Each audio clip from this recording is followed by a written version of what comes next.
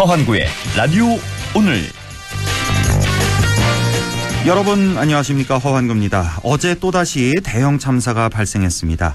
경기도 화성 1차 전지 공장에서 발생한 화재로 23명이 숨지고 8명이 중경상을 입었습니다. 이번 화재 소식은 외신들도 앞다퉈 보도했는데요. 영국 파이낸셜 타임스는 제조업 의존도가 높은 한국이 노동 환경을 개선하기 위해 노력하고 있지만 산업재해가 여전히 잦은 수준이라고 지적했고요. 로이터 통신은 2년 전 중대재해처벌법이 통과된 가운데 해마다 수백 명의 근로자가 산업재해로 사망하고 있다고 보도했습니다. 고용노동부의 1분기 산업재해 현황에 따르면 올해 1분기에만 모두 136건의 산재 사망사고가 발생해서 138명의 노동자가 숨졌습니다. 1년 전보다 사망자가 10명이 더 늘었는데요. 근로자 사망을 줄일 대책이 더 정밀하게 마련돼야겠습니다. 6월 25일 화요일 라디오 오늘 광고 듣고 시작합니다.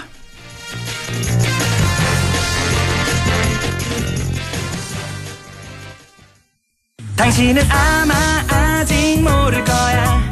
장기렌트 숨은 강자 아마 믿지 못할 거야. 합리적인 이 가격을 장기렌트의 숨은 강자 홈페이지에서 실시간으로 확인하세요. 아마존카. 한 번에 합격! 해커스로 가자! 해커스 공무원 합격.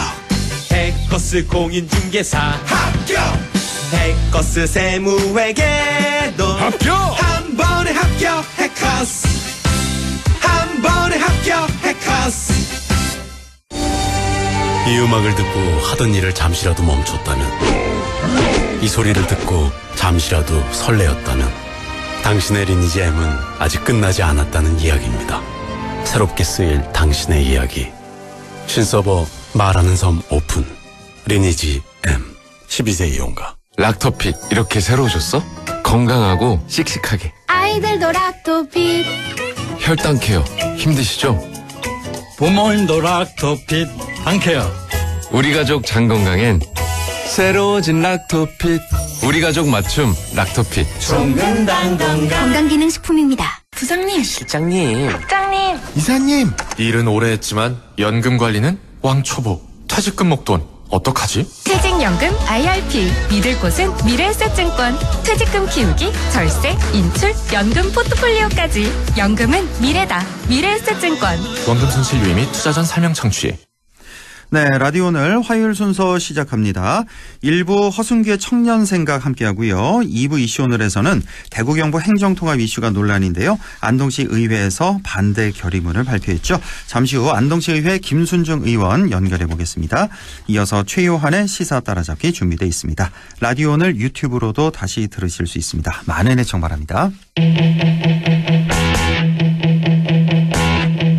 네, 허순규의 청년생각, 안동 청년 공감 네트워크 허순규 대표와 함께합니다. 어서 오십시오. 네, 반갑습니다. 네, 자, 지난 시간에는 대구 경북 행정통합 문제를 종속적인 정당 정치의 관점에서 살펴봤습니다. 지역 정치의 자율성을 높이기 위해서 지역 정당의 필요성도 제안을 해주셨는데요. 자, 오늘은 어떤 주제 준비하셨나요? 아나운서님, 운전하신 지 어느 정도 되셨나요? 자주 운전하시나요? 운전은 한 지는 30년 좀 넘었고, 매일 출퇴근하고, 네. 그 정도죠. 뭐 주말에 가끔 네. 장거리 뛰고. 30년 경력이신데요. 네.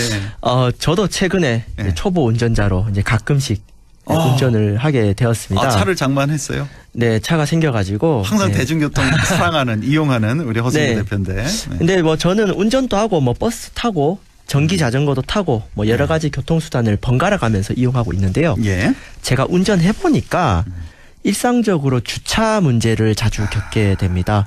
오늘은 주차 문제와 관련해서 공공교통 활성화를 통한 지역사회 살리기 네. 정책을 준비했습니다. 정말 이 주차 문제 심각해요. 진짜 누구 하나 저 주차 문제 완벽히 해결할 정치인 나오면은 무조건 당선될 정도로 정말 주차 문제로 힘들어하는 분들 상당히 많으실 텐데. 자, 최근에 운전을 시작한 우리 허순규 대표의 지역사회 살리기 정책 제안 오늘은 들어보도록 하겠습니다. 자, 공공교통 활성화를 통한 지역사회 살리기. 자, 어떤 내용일까요?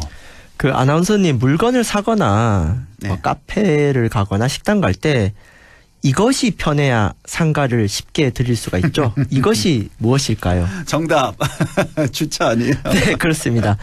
그 자차 운전자 입장에서 주차가 편한 상가를 선호합니다. 네. 수도권이나 지방 대도시에 비해 공공교통이 불편한 우리 지역에서는 뭐 주로 차를 타고 상가를 들리죠. 네. 그런데 가게마다 주차장이 완비된 곳은 많지가 않습니다. 특히 영세한 소상공인의 경우 자체적인 주차 공간이 부족할 수 있거든요. 예. 그래서 시장의 상인들뿐만 아니라 우리 도심 지역의 많은 주민들이 주차 공간에 대한 민원, 주차장 증설 등의 요구가 많지요. 그럼요. 예, 아무래도 주차하기 좋은 곳에서 뭐 장도 보고 밥도 먹고 커피도 마시고 모임도 갖게 되는 그런 건데 상가뿐만 아니라 주거단지도 주차 민원이 많습니다. 특히 아파트 사시는 분들, 특히 그렇죠. 좀 오래된 아파트 사시는 분들 뭐 완전히 주차 전쟁이라고 표현할 수 있을 정도로 그런데 동네마다 주차장을 계속해서 좀 늘려 나가기는 쉽지 않은 것 같아요. 땅은 뭐 한정이 돼 있으니까. 네, 비용도 부담인데 예.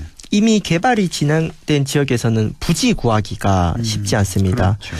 그래서 최근에 이제 안동시 강남동에 위치한 강남초등학교 지하주차장 공사 사례를 보면요. 예.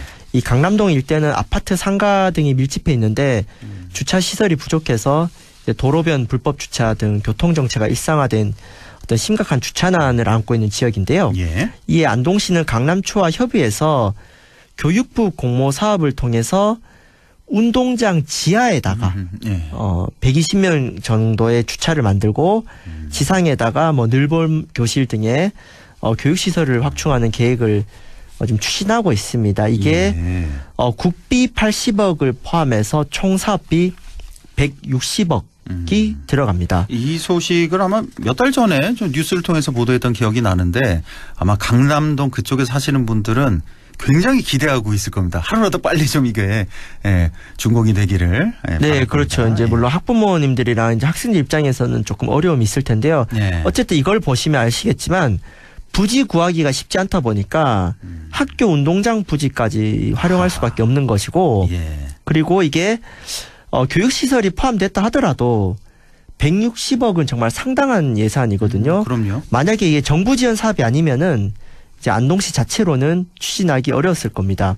이처럼 주차장을 증설하는 것은 예산 자체의 한계도 있겠지만은 예. 다른 데 지출될 예산과 우선순위를 따져야 하기 때문에 예. 여러 가지 어려움이 있습니다. 예. 그 강남초등학교 지하 주차장 건설 사업이 이게 120면 정도라고 그렇죠? 네. 예. 주차장 한 120면 정도고 뭐 인조잔디 구장도 만들고 지상에는 그리고 늘봄 교실, 뭐 북카페 등등 교육 시설을 확충할 계획이라는 거 전해 주셨고 자, 이렇게 말씀하신 대로 한정된 예산에다가 인구도 이제 점점 감소하는 상황에서 동네마다 주차장을 계속해서 늘릴 수는 없을 텐데요. 예전에는 가구당 차가 뭐 한 대씩이었다면 요즘에는 뭐 2대, 석 대 있는 집도 많습니다. 예, 그래서 인구가 줄어도 주차 수요는 줄지 않고 있다. 예, 그래서 오히려 늘고 있지 않나 뭐 이런 생각도 좀 들어요, 사실. 네, 그래서 이 과거 도시 계획과 이 늘어난 주차 수요가 이제 감당이 안 되는 겁니다. 예. 수도권처럼 공공교통 여건이 충족되지 않는 상황에서 이 많은 지역민들이 주차난을 감수하고 살아야 되는데요. 예. 여하튼 상가 입장에서는 인근에 공용 주차장이 없거나 또 좁은 골목에 주차를 해야 하는 경우에 손님들의 접근성이 떨어질 수밖에 없습니다. 예. 문제는 주차 공간이 없는 상가일수록 영세 소상공인일 가능성이 높죠. 그렇죠. 물론 뭐 아주 소문난 맛집이면 뭐 주차가 어려워도 사람들이 찾아갈 텐데 예. 그래서 이제 자가용을 이용하지 않더라도 영세한 상가에 접근할 수 있는 공공교통 활성화 정책은 교통약자들의 상가 접근성도 높이고 영세한 상가 입장에서 소비자를 확대할 수 있는 윈윈 정책이라 할 수 있습니다. 자, 그렇다면 공공교통 활성화를 통해서 지역사회를 살린다라는 그 의미는 무엇인가요? 네, 먼저 소상공인 살리기 정책입니다. 예. 주차 공간이 부족한 영세한 상가들을 자차 없이 대자보, 대중교통, 자전거, 보행으로 대자보. 예. 쉽게 접근할 수 있게 된다면 뭐 소비자 접근성 높아지고 그 혜택이 영세 소상공인한테 돌아가는데요. 예. 이를 통해 우리가 확인할 수 있는 것은 공공교통 활성화는 빈부격차를 완화시킵니다. 그 요금 인상과 대중교통 이용 사이 상관관계를 분석한 연구에 의하면 상대적으로 소득이 낮은 계층은 요금 인상되어도 대중교통을 계속 이용하는 경향성이 큽니다. 예. 그러니까 경제적으로 시간적으로 여유가 많은 시민들일수록 대중교통이 불편하면 자가용으로 이탈하려는 경향이 크다는 것이죠. 경제적으로 뭐 좀 여유 있는 분들은 공공요금 자꾸 오른다? 그럼 차라리 차 끌고 다니지 뭐 이런 거잖아요. 그렇죠. 예. 그렇기 때문에 버스 타기 좋게 자전거 타기 좋게 걸어 다니기 좋게 하는 정책과 예산을 쏟는 것은 예. 사회 통합과 불평등 해소에 기여하는 서민 민생 정책이다. 그렇죠. 그러니까 소비자, 예. 서민, 소상공인 모두에게 혜택이 돌아가는 정책이라 할 수 있습니다. 그렇군요. 공공교통이 활성화되면 주차 공간이 부족한 영세한 소상공인들에 대한 그런 시민들, 소비자들 접근성이 높아지게 된다. 그래서 지역 경제 활성화에 도움이 된다. 특히 상대적으로 소득이 낮은 계층이 대중교통을 이용하는 분들이 많으니까 공공교통 활성화는 사회통합과 불평등 해소 정책이 된다라는 그런 말씀을 주셨습니다. 자, 구체적으로 그러면 어떤 방안들이 있을까요? 네, 오늘은 한 가지만 제안드리겠습니다. 한 가지만. 예. 네, 서울, 경기, 부산에서 활성화되어 있는 마을버스를 도심 지역에 적극 도입하는 것을 제안드립니다. 마을버스요? 네, 마을버스는 그 말 그대로 특정한 마을과 동네를 순환하는 버스인데요. 예. 마을버스 목적 자체가 시내버스, 이른바 지선버스가 들어갈 수 없을 만큼 예. 교통이 불편한 지역에서 주요 거점을 연결하는 목적이기 때문에 동네 구석구석 좁은 골목길이나 예. 높은 언덕까지 다닐 수가 있습니다. 그렇죠. 이 마을버스. 우리 지역에는 마을버스가 없는 거죠? 네, 도심 지역은 없습니다. 도심 지역은 없고. 간혹 농촌에 이제 농어촌 버스가 있는데 예. 도심 지역에서 이제 특정한 동을 위주로 도는 마을버스는 없다고 볼 수 있습니다. 예. 자, 그런데 뭐 서울 같은 경우는 마을버스가 워낙 좀 잘 돼 있잖아요. 예, 곳곳으로 다니는.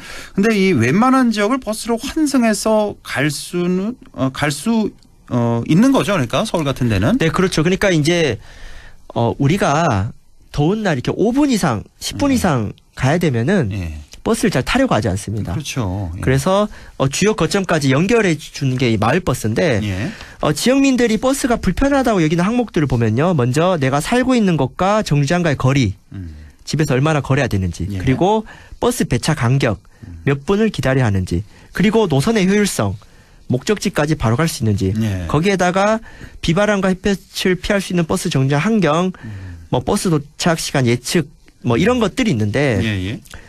그래서 이제 자차 운전이 어려운 청소년 어르신들은 이 10분 이상 걸어가야 되고 10분 이상 기다려야 되는 버스를 이제 감수하고 타는 건데요.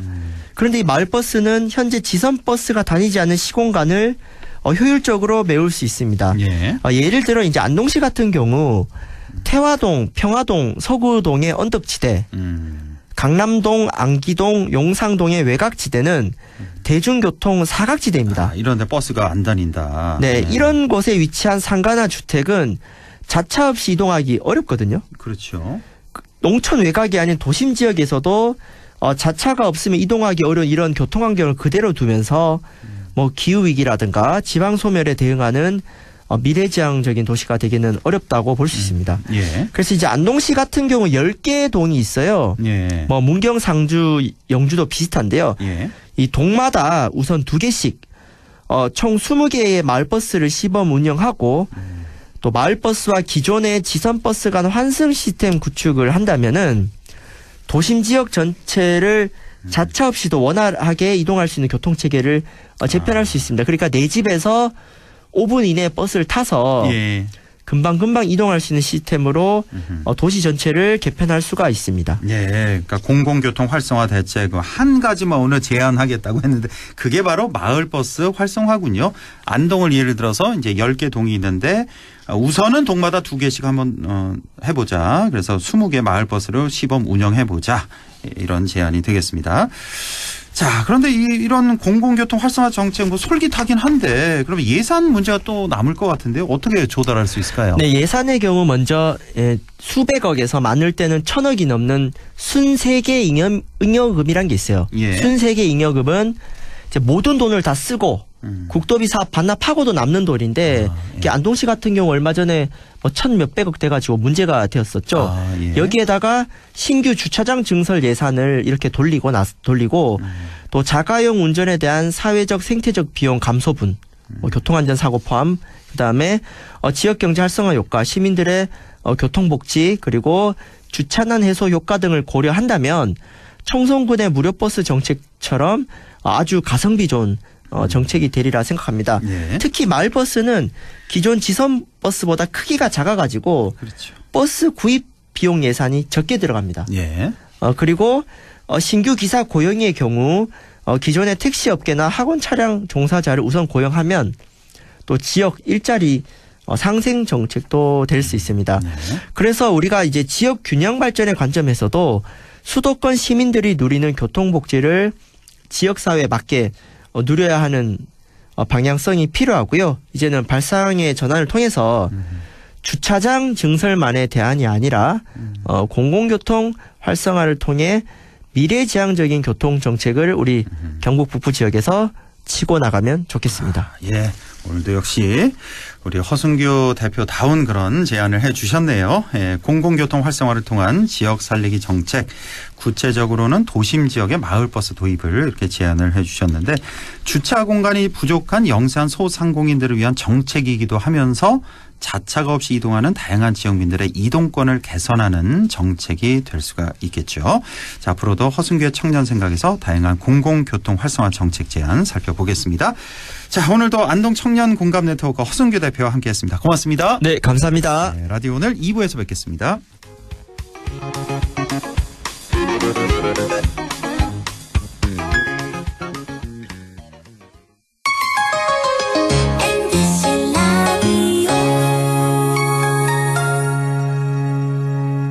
부장님, 실장님, 국장님, 이사님. 일은 오래 했지만 연금 관리는 왕초보. 퇴직금 목돈 어떡하지? 퇴직연금 IRP, 믿을 곳은 미래에셋증권. 퇴직금 키우기, 절세, 인출, 연금 포트폴리오까지. 연금은 미래다. 미래에셋증권. 원금 손실 유의 및 투자 전 설명 청취. 락토픽 이렇게 새로우셨어? 건강하고 씩씩하게. 아이들도 락토픽. 혈당 케어 힘드시죠? 부모님도 락토핏 당케어. 우리 가족 장 건강엔 새로워진 락토핏. 우리 가족 맞춤 락토핏. 종근당 건강기능식품입니다. 오늘도 안전하게 음주운전 예방수칙 알려드립니다. 첫 번째, 술자리가 예정된 경우 미리 귀가 방법을 정하고 차는 가져가지 않는 것이 안전합니다. 두 번째, 음주 후 자전거나 전동 킥보드를 이용하는 것도 음주운전 처벌 대상에 포함됩니다. 세 번째, 과음을 한 다음 날에는 대중교통을 이용해주세요. 숙취 음주운전 역시 처벌 대상입니다. 네 번째, 음주운전을 방조하는 경우에도 3년 이하의 징역형 또는 1,000만 원 이하의 벌금형에 처해질 수 있습니다. 적극적으로 말려주세요. 위험한 음주운전 미리 예방하여 소중한 생명을 지켜주세요.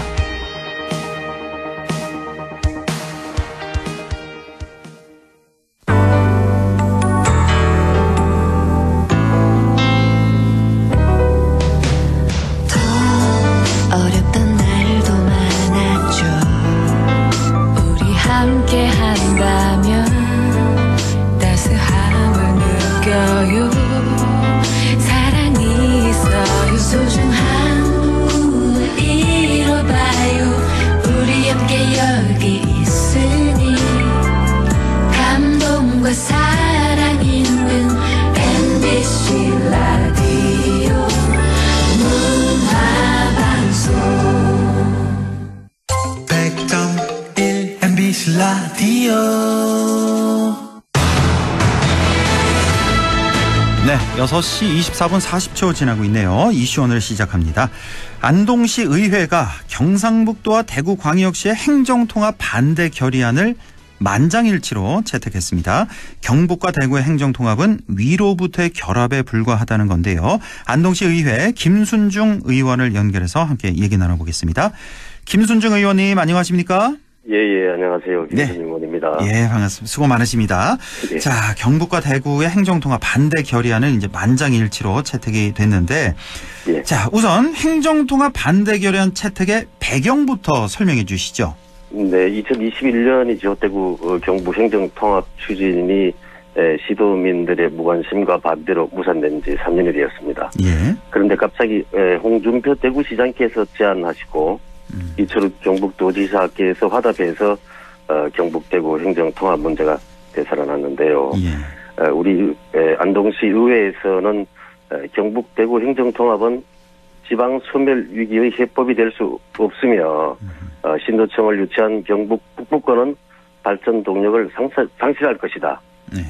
경북도청 이전 후 8년 동안 아직 경북도청 신도시 건설을 완성하지 못했는데 행정구역 통합을 논하는 것은 적절치 않다고 보는 것입니다. 그래서 안동시의회에서는 안동 시민들과 경북 북부 지역민들의 뜻을 대변해서 통합을 강력히 반대하는 의견을 밝혔고요. 예. 행정통합 추진 중단을 촉구하는 내용을 본 의원이 대표 발의로 전 의원님들이 동의해서 행정통합 반대 결의안을 채택하게 된 것입니다. 이것을 경북 대구 도지사님과 시장님 또 시도의회, 시도각 기초지자체와 그 의회 그리고 국회와 대통령실까지 결의문을 전달하게 됩니다. 아, 그렇군요. 이제 앞으로 이제 전달하신다는 말씀이시고. 예. 자, 이제 김순중 의원, 이제 민주당 소속이시잖아요. 뭐 민주당 소속 의원 4명이 있고, 무소속 4명이 있고, 국민의힘이 의원이 10명. 10명 있는 거죠. 지금 안동시 의회가. 혹시 반대하는 의원은 혹시 없었습니까? 처음에? 전 의원 생각이 똑같고요. 전 의원이 동의를 해서 채택을 하게 됐습니다. 국민의힘 소속 의원도 전부 다 찬성을 한 거고 결의안 채택에.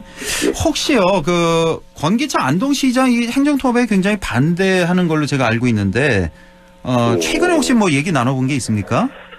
예, 뭐 저희들 의회 의견을 보다가 먼저 의견을 낼 것도 기대했는데 아직까지는 별 의견을 내지 않은 아직까지는 입장 표명을 좀 유보하고 있는 우리 지역 정치인들이 다 좀 유보하고 있는 것 같아요. 그래서 조금 아쉽다는 그런 생각이 좀 드는데 예, 자 이번에 채택한 결의안에는 그 내용 좀 소개해 주세요. 어떤 요구를 담고 있습니까? 예, 우리가 결의안은 이제 반대를 결의한 내용이 있고요, 또 촉구하는 내용을 같이 담았습니다. 예, 그 내용은 이렇습니다. 첫째는 현재 추진하고자 하는 경북 대구 행정통합은 경북 대구 양 지자체장이 나서서 위에서부터 결합을 하겠다 하는 것을 규정을 했고요. 그래서 민주적 절차를 무시하고 주민들의 의견을 반영하고 있지 못하니 경북도지사는 경북도민의 동의 없는 경북 대구 행정통합 추진을 즉시 중단하라는 것이고요. 둘째는 도민을 대의하는 경북도 의회에 대한 촉구의 내용입니다. 경북도 의회는 의결권을 행사할 때 경북의 정체성과 도민의 자존심을 보장해달라는 내용입니다. 즉 경북이 대구에 흡수되는 형태의 통합이면 안 된다. 통합지자체 명칭에는 경북이 중심이 되어야 한다. 또 그 청사의 위치는 경북 신도청이어야 하지 양보하는 통합이 되어서는 안 된다 하는 주장을 담고 있습니다. 세 번째는요. 통합을 위한 특별법을 제정하기 위해서는 지금 결국은 이제 국회에서 의결을 하게 될 텐데요. 국회에서 역할을 해달라는 내용입니다. 즉 시도민의 여론 수렴 과정 없이 진행하는 이 행정통합 추진은 결국 유리한 조건을 차지하기 위해 대구 경북 간의 의견 충돌로 대립하게 될 것이고 나아가서 국민 분열을 이야기할 수 있으니 대구 경북 행정통합을 저지해달라 이런 내용을 담고 있습니다. 아, 그렇군요. 이번 결의안에 이제 크게 봐서 3가지가 담겨 있군요. 첫 번째가 이제 경북도지사에 대해서 이 경북 대구 행정통합 추진 즉시 중단하라는 내용, 이게 첫 번째고, 두 번째는 경북도 의회에도 또 촉구하는 그런 내용이 있군요. 그리고 마지막 세 번째는 국회에 대해서 촉구, 역할을 좀 다해달라는 그런 내용이었습니다. 자, 단체장이 정치적인 계산으로 추진하고 있다. 이런 내용이 이제 결의문의 내용에도 있는데 이렇게 보시는 까닭은 무엇입니까? 경북 행정통합은 지역의 주체인 경북 대구 시도민을 위한 통합이 되어야 됩니다. 예. 지역 소멸의 문제를 해소할 수 있어야 되고요. 일자리 창출, 청년 유출 방지, 국토 균형 발전을 위한 개법으로 추진되어야 되는데 그 대책이 행정 통합이 될 수 없다 이렇게 보는 것이죠. 그러면 누구를 위한 통합이냐? 결국은 더 큰 자리를 맡으려는 현 경북 대구 지자체의 의도가 있다 이렇게 보는 것입니다. 즉 이제 통합 추진은 지지층의 결집을 목적으로 하지 않는지 또 큰 자리로의 이동을 목적으로 정치적 계산으로 추진하는 것으로 보인다 이렇게 밝힌 것입니다. 시도민을 위한 통합이라기보다는 지지층 결집 또 큰 자리로의 이동을 목적으로 하는 정치적 계산 아니냐 이렇게 보시는 거군요. 그렇습니다. 이게 뭐 홍준표 시장, 이철우 지사 다 같은 마음이십니까? 둘 다 뭐 똑같은 생각이 있다? 같은 그런 목적이 있겠죠. 같은 자리는 아니더라도 세간에서도 그렇게 많이 짐작하는 여론이 있는 걸로 알고 있습니다. 예. 자, 이렇게 경북 대구 행정통합이 추진되면 무엇보다 신도청을 유치한 경북 북부권의 타격이 불가피하다. 이런 우려가 많이 나오고 있지 않습니까? 역시 같은 생각이신가요? 네. 우리 그 안동 예천이 공동 유치한 경북 도청을 이전에 온 지 한 8년 됐습니다. 예. 지금 뭐 3단계, 2, 3단계 도청 신도시를 형성해 가고 있는데요. 뭐 경북 북부 지역이 대구에서 우리 도청 이전에 옹으로 해서 대구에서 유입된 인구도 좀 생겼고 또 일자리도 좀 생겼고 도로 또 앞으로 철도 등의 교통 인프라도 구축되는 덕을 볼 수 있다고 생각합니다. 그뿐만 아니라 학교 신설, 의료 시설 유치, 호텔 유치, 행정 시설도 마찬가지인데요. 경북도청은 도청이 이전에 와서 과거에 비해 행정 편의와 생활 환경이 많이 좋아진 것이 사실이지요. 그런데 만약에 대구, 경북을 행정 통합하게 되면 투자와 산업 또 인프라 구축하는 데 선택과 집중을 할 수밖에 없다고 봅니다. 그 중심엔 대구가 될 것으로 생각을 하고요. 그렇다면 현재 도청 소재지와 그 인근 지역 지자체에서 누리는 혜택은 많이 줄어들 수밖에 없다고 생각을 합니다. 그래서 당장 공공기관 이전이 멈출 것이고요. 그러면 신도시 형성도 멈출 것이다.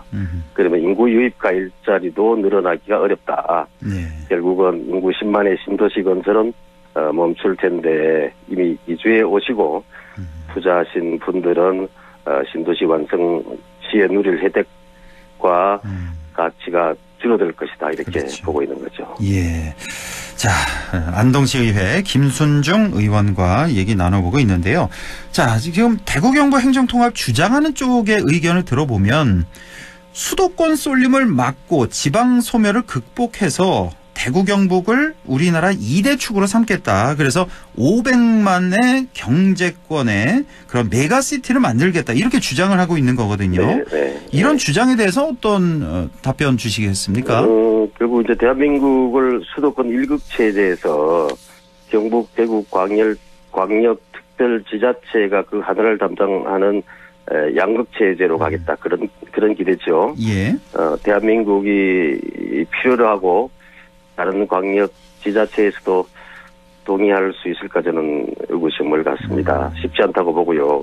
만약에 500만 메가시티의 효과가 있다면 오히려 750만 인구의 부울경이 합치면 더 큰 하나의 축을 형성하지 않을까.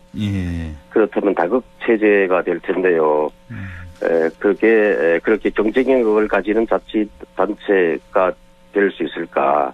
행정 서비스, 생활 인프라, 산업 경쟁력이 생겨날 수 있을까? 검증되지 않은 희망사항일 뿐이라고 생각합니다. 자, 3년 전에도 이제 추진하다가 중단이 된 건데 당시에 이철우 지사가 더 이상 대구 경북 행정통합 추진하지 않겠다. 국가 사업으로 넘겼다. 이렇게 말한 적이 있는데 홍준표 대구시장의 그 한마디 이렇게 확 바뀌었단 말이에요. 입장이. 여기에 대해서는 어떻게 생각하십니까? 그때는 아마 장기적 과제로 넘기겠다고 한 것 같아요. 예예. 네, 경북 대구 시도민들로부터 결국 관심과 공감을 이끌어내지 못해서 또한 신도청 지역에 강한 반발이 있었죠. 예. 근데 지금 홍준표 시장께서 추진하는 것은 양적인 통합이 아니라 질적인 통합을 추진하겠다 이렇게 얘기를 하셨어요. 예. 그런데 제가 기사를 보니 큰 차이를 찾지 못하겠다 하는 평가를 한 것 같고요. 구체적인 차이를 갖는 경북 지역의 균형 발전과 저출생 대책에 대한 해법이 제시되지 않고 있다 저도 생각합니다. 결국 광역자치단체 내 균형 발전의 문제, 경제적 경쟁력 확보, 일자리 창출에 대한 해법이 될 수 있다고 동감을 할 수가 없습니다. 알겠습니다. 예. 지금 뭐 이렇게 반대 목소리가 뭐 우리 지역을 중심으로 상당히 많이 나오고 있는데 대구는 또 대구 경북 행정통합 추진단 꾸리고 경북 역시 행정통합 민관 합동 추진단을 꾸려서 이렇게 속도를 내고 있는 그런 상황입니다. 예. 자, 끝으로 좀 시간이 다 돼서요. 마지막 질문을 좀 드려야 될 것 같은데 좀 빠뜨린 내용이 있거나 조금 강조하고 싶은 말씀이 있다면 마지막으로 좀 전해 주시죠. 다시 한번 도지사님께 부탁의 말씀을 드리겠습니다. 경북도청 이전 8년 아직 경북도청 신도시 건설을 완성하지 못한 채 경북 대구 행정구역 통합을 논하는 것은 적절치 않습니다. 경북도지사는 우선 10만 인구의 자족도시 경북도청 신도시를 완성하고 경북 북부지역 균형 발전에 집중해 주십시오 하는 말씀을 드리겠습니다. 예, 무엇보다 주민들에게 충분히 좀 설명하고 동의를 구하고 추진하더라도 예, 이런 말씀까지 오늘 들었습니다. 예, 오늘 말씀 잘 들었습니다. 지금까지 안동시 의회 김순중 의원과 함께했습니다. 고맙습니다. 예, 감사합니다. 라디오 오늘에서는 청취자 여러분의 참여를 기다리고 있습니다. 우리 지역에서 발생한 사건 사고 소식이나 함께 토론하고 싶은 내용을 안동 MBC 홈페이지 라디오 오늘 게시판에 올려주시기 바랍니다. 전화와 문자 참여도 하실 수 있습니다. 전화는 851국에 7191번, 문자는 샵 0913번으로 보내주시면 됩니다. 문자는 단문 50원, 장문 100원의 정보 이용료가 있습니다. 여러분의 많은 참여 바랍니다.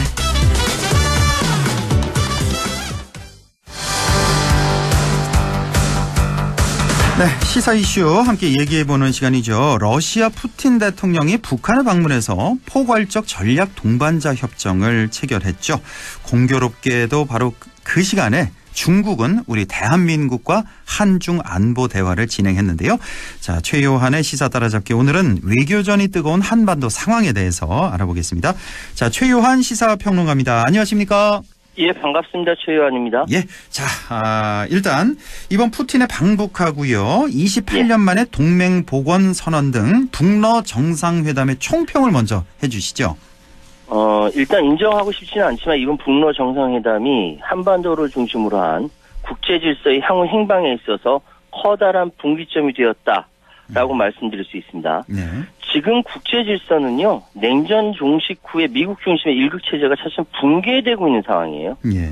그 힘의 향방은 중국과 인도, 러시아와 브릭스 국가들로 조금씩 전이되는 분산되고 있는 상황입니다. 이 자체를 인정 안 하면 이제 대화가 안 되죠. 특히 우리나라의 보수 세력은 하늘 같은 미국의 힘이 약화된다? 믿고 싶지 않다라고 하지만 이거는 그럼에도 불구하고 일극 체제에서 다극 체제로 지금 변화하고 있다는 건 부정할 수 없는 객관적 상황입니다. 예. 이런 와중에 그간 헤게모니, 주도권 차원에서 한반도에서는 굉장히 좀 잠잠했던 러시아가 변화된 국제질서 전략적 환경 속에서 북러 관계의 성격의 근본적 변화를 이번 방북 그리고 동맹보건선언을 통해서 천명한 것이고 예. 결국 이 선택은 동북아시아 안보 환경에 굉장히 커다란 타장을 미칠 것이다. 이렇게 말씀드릴 수 있습니다. 자, 조금 더 자세히 살펴보죠.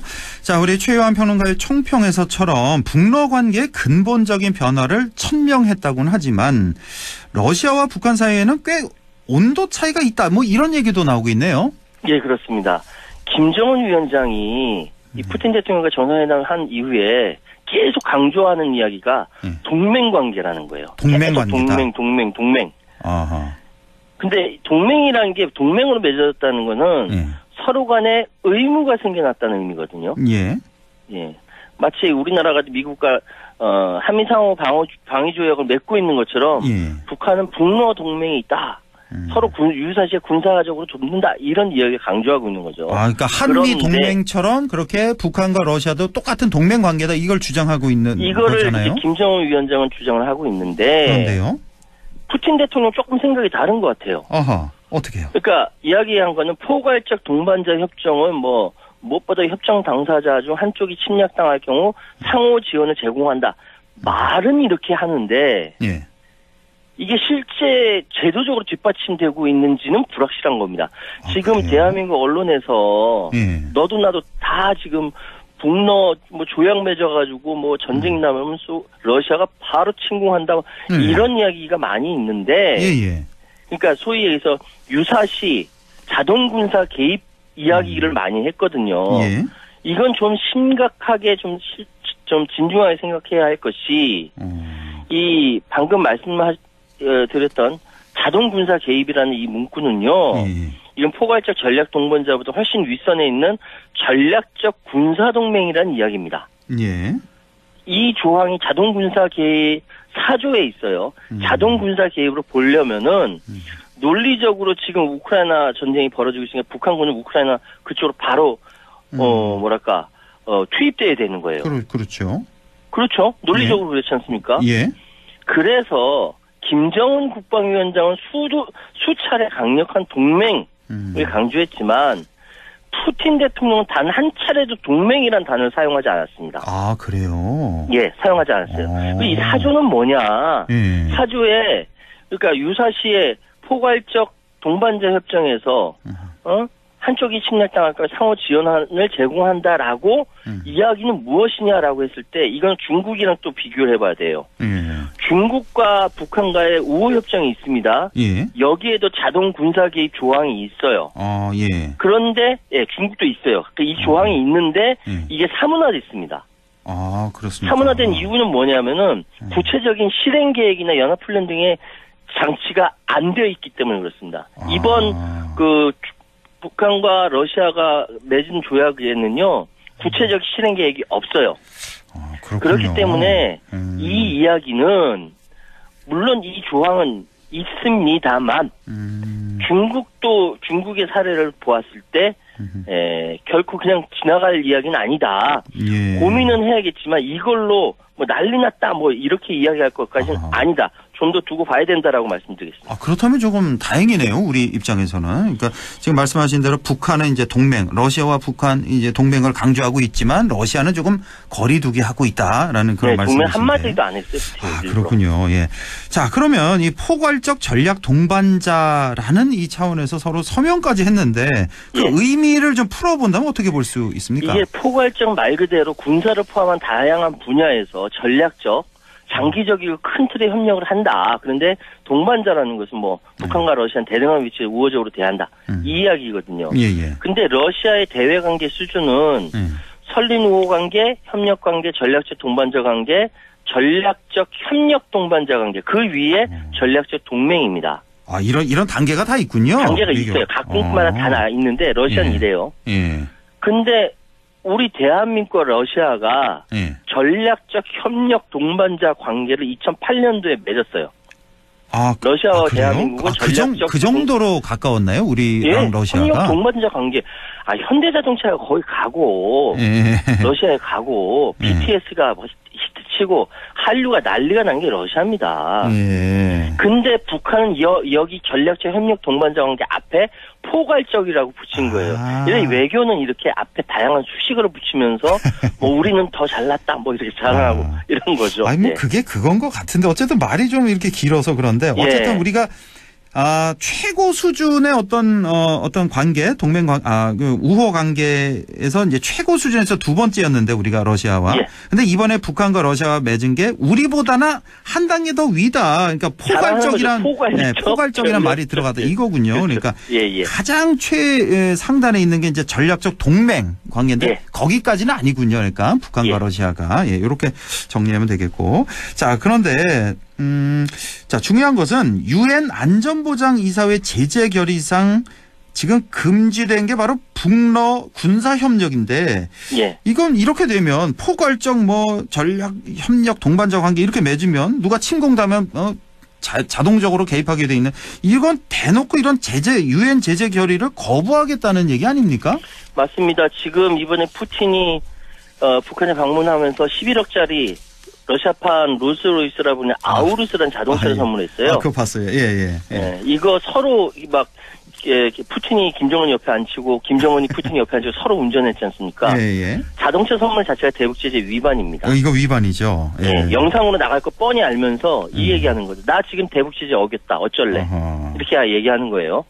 그리고 푸틴이 직접 북의 노동신문에 기고한 글에 뭐라고 나왔냐면 러시아와 조선민주주의인민공화국 연대를 이어간 친선과 협조의 전통이라는 이 글의 가장 핵심은 우리는 여기 북러는 서방의 통제를 받지 않는 무역 및 호상 서로 상호 결제 체제를 발전시키고 이게 들어갔어요.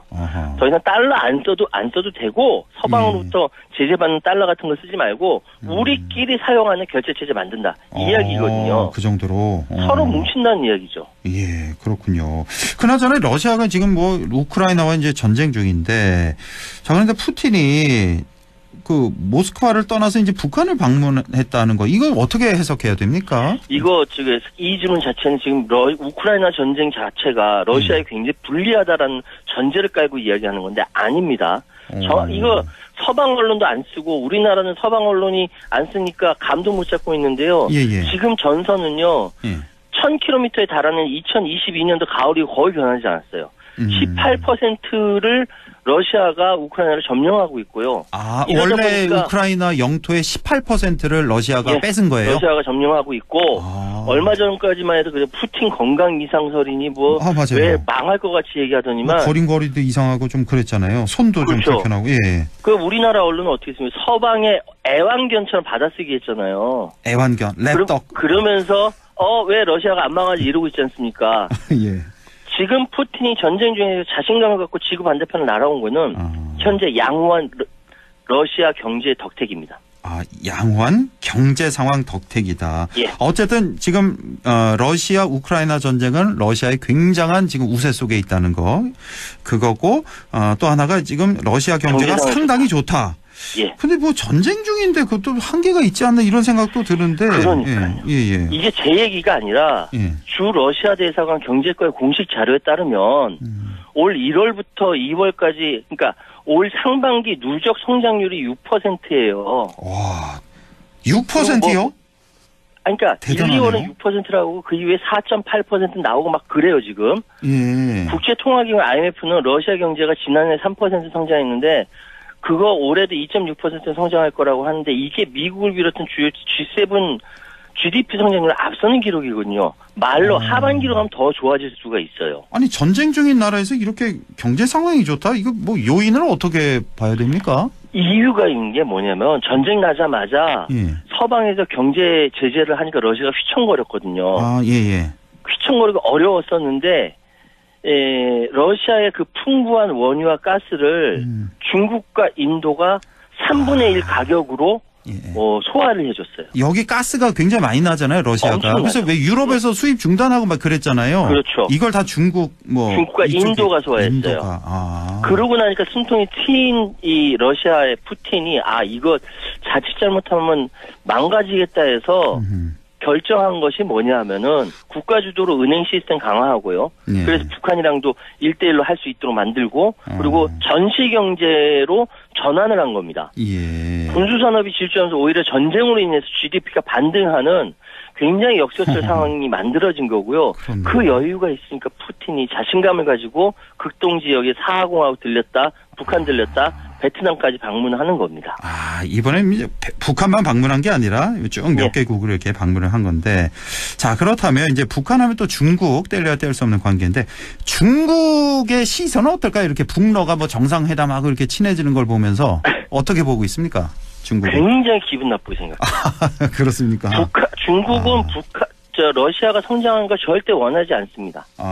그 일부 세력에서는 북중러 신냉전 큰일 났다, 한반도 난리 치는데 특히 일본 우익 세력들이 그렇게 얘기하거든요. 예. 이 조건이 만들어지는 게 쉽지가 않아요. 이번에 린전 외교부 대변인에게 기자들이 질문했지 않습니까? 푸틴 대통령 방북했는데 어떻으냐 그랬더니 굉장히 기분 나빠했거든요. 제가 여기서 몇 번 말씀드렸는데 북중러 신냉전이라 불체지라는 거 마음대로 안 되면 중국은 이미 작년 말에 샌프란시스코 미중 정상회담을 통해서 국제 질서를 정리했어요. 예. 그 말씀드렸지 않습니까? 미국과 중국이 서로 등을 껴안고 등을 핥히는 관계에서 이제는 복싱 룰 정도로 만들어놨다. 예. 이게 지금 대만 갈등하고 반도체 정도 갈등만 남아있지. 중국은 미국과 한국이란 떡을 놓치고 싶지 않은 거예요. 북중러 신냉전으로 가게 되면은 손해보는 건 중국 자신이라는 걸 너무너무 잘 알고 있는 겁니다. 예, 이런 상황이군요. 예, 이제 시간 한 1분여 정도, 1분 30초 정도 남았는데 오늘 말씀 정리를 좀 해주시죠. 예, 정리해 보겠습니다. 지금 언론에서 막 이렇게 설레발칠 것도 아니고요. 그렇다고 안심할 것도 아니죠. 한반도를 중심으로 한 이 여러 가지 이 정치 세력, 국제 정치 세력이 엄청나게 서로 간에 영향을 미치려고 하는데 이럴 때 중요한 게 대한민국의 외교력입니다. 우크라이나 전쟁 끝나고 전후복구할 때 러시아가 북한 선택하겠습니까? 대한민국 선택하겠습니까? 대한민국 선택하거든요. 예. 이 상황은 우리가 굉장히 크게 활용할 것이 있다. 좀 더 진중하게 생각해야 된다. 가치 외교가 아니라 실리 외교고 국익 외교로 가야 한다. 정리하겠습니다. 예. 일부러 러시아와 관계 나빠질 이유가 전혀 없는 거예요. 없죠. 예. 근데 이번 정부 들어서 러시아와 좀 틀어지고 중국과도 틀어지면서 상당히 좀 안타까운 그런 분들 많이 계실 것 같습니다. 예. 자, 오늘 이렇게 러시아와 북한의 포괄적 전략 동반자 협정 체결 그리고 동북아시아 정세 변화에 대해서 알아봤습니다. 지금까지 최요한 시사평론가와 함께했습니다. 고맙습니다. 예, 감사합니다.